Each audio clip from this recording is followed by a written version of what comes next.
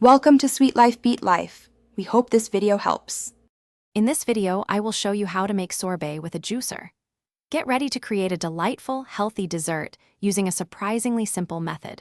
We will explore how your regular juicer can effortlessly turn frozen fruit into a smooth, icy treat. This easy technique requires minimal ingredients and delivers maximum flavor, perfect for a quick, refreshing snack or a light dessert.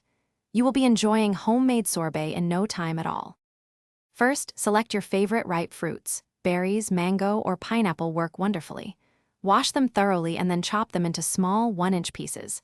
This size helps them fit easily into your juicer. The most crucial step is freezing the fruit completely solid.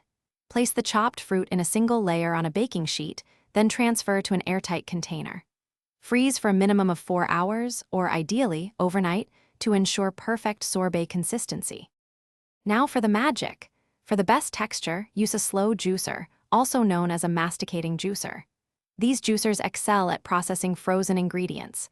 Turn on your juicer and slowly feed the rock-solid frozen fruit pieces into the chute, 1 or 2 at a time.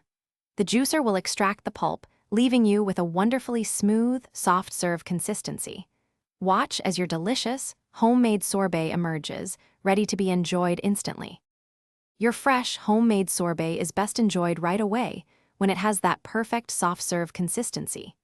Scoop it into bowls and consider adding a simple garnish, like a sprig of fresh mint or a sprinkle of a few extra berries, to elevate its presentation.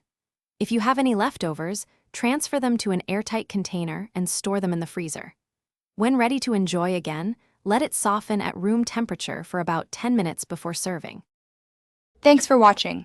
Consider subscribing if we helped you.